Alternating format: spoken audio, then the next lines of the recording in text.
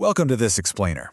If you've ever stared at a screen full of code and just wondered how on earth a developer bends all that raw data to their will, well, you're in the exact right place today. We're zooming in on a developer's daily toolkit, specifically how Java operators work.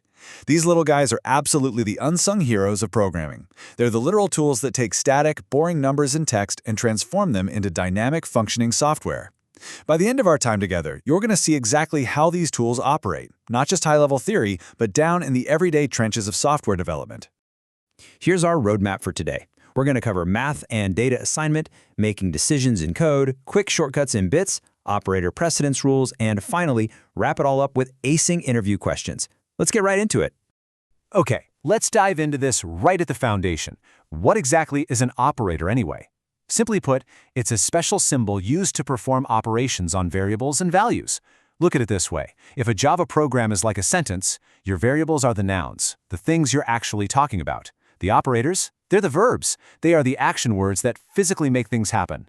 So when you see a line of code like int sum equals a plus b, that plus sign is the operator doing the literal heavy lifting of adding those two pieces together. Section 1. Math and Data Assignment. So these are the true heavy lifters of a programmer's daily tasks. Arithmetic operators act as the basic hammers and wrenches in a developer's workshop. You're going to use these constantly to do math. We've got all the classics you remember from grade school, right? Addition, subtraction, multiplication, and division. But hey, take a close look at that last one, the modulus, which looks like a percent sign. This is absolutely crucial in programming. It doesn't actually give you a percentage. It gives you the remainder of a division. So if you divide 10 by 3, the modulus is 1. Developers use this all the time for everyday tasks, like instantly figuring out if a number is even or odd. Now, once we've done all that math, we actually have to put that data somewhere, right? That's exactly where assignment operators step in. The single equal sign just assigns a value, like saying, hey, a equals 10. But let's be real, developers love to save time, so they combine math and assignment into these really clever shortcuts. Look at plus equals or minus equals. Instead of writing out a equals a plus 5, a developer can just type a plus equals 5.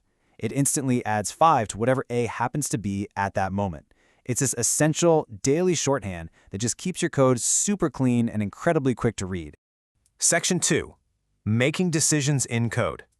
So now that we can calculate and assign data, how on earth does a program actually make a decision based on that data? Well, the answer lies in relational operators. Think of these as the blueprints that compare two different values. They look at the data and output one simple, absolute result, true or false. Like, is this user's age greater than or equal to 18? Is this password exactly equal to the safe password? We use symbols like the double equals for checking equality, the exclamation point equals for checking if things are not equal, alongside your standard greater than or less than signs. These true or false answers, they're the literal crossroads where a program decides which path it's going to take next.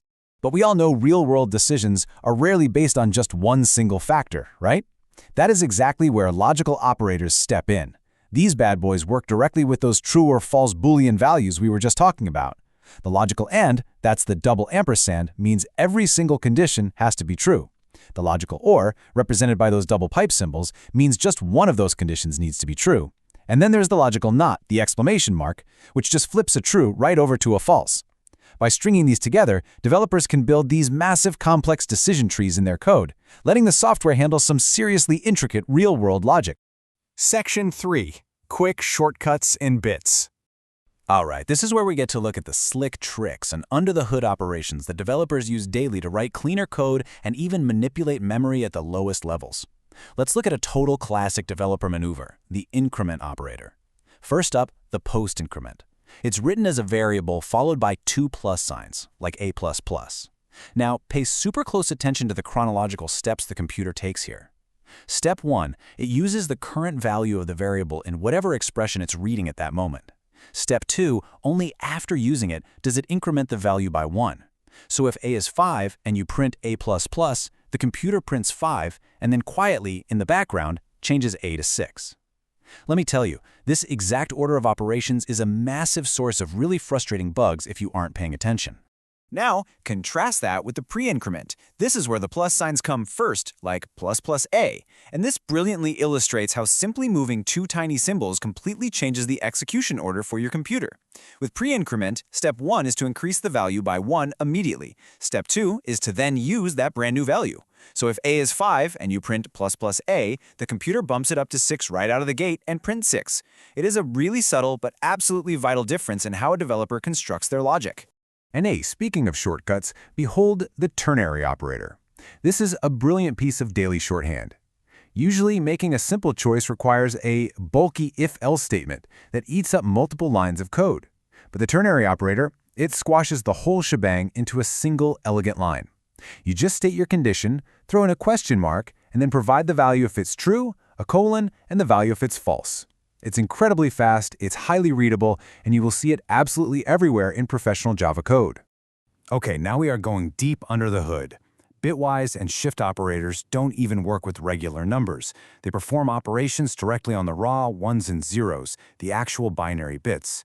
Bitwise AND, OR, XOR, and NOT, along with your left and right shifts, they act almost like microscopic tools. They allow the real pros out there to manipulate raw memory at the absolute lowest binary level.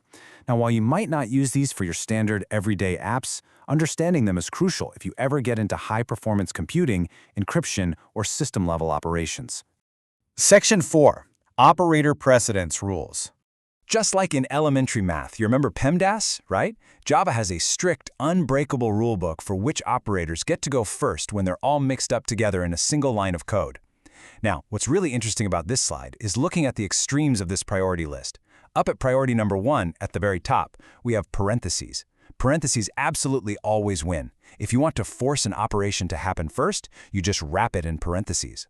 Below that, we see our increments and decrements, followed by multiplication and division, then addition and subtraction. But look all the way down at priority 10, assignment. The single equal sign happens dead last. The computer figures out all the math, all the logic, all those true-false comparisons first, and literally only at the very end does it assign that final result to the variable. Section 5. Acing Interview Questions. All right, we are going to take all this theory and apply it to the ultimate real-world test, passing technical coding interviews. So, are you ready for this? The concepts we've covered today form the absolute foundation of writing expressions in Java. Interviewers love to test if you actually understand how these symbols work under the hood, or if you're just, guessing. Let's tackle the most commonly asked gotcha questions they are definitely going to throw at you. First up, what is the actual difference between a single equal sign and a double equal sign?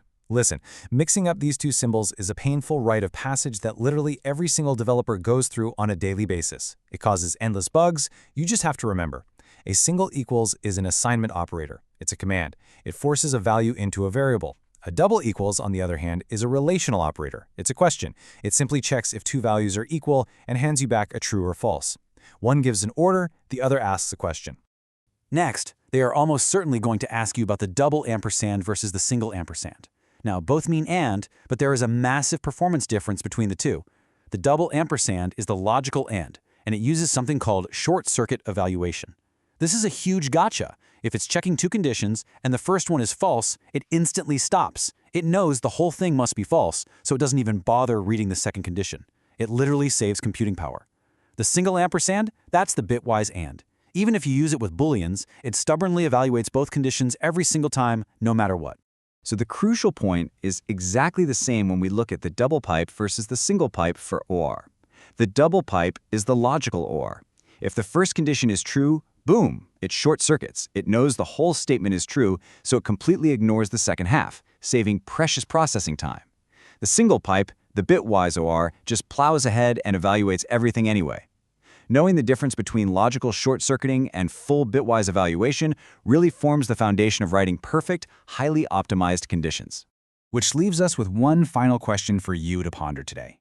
Are you using the right operators to make your daily code as efficient as possible, or are you just leaving performance on the table?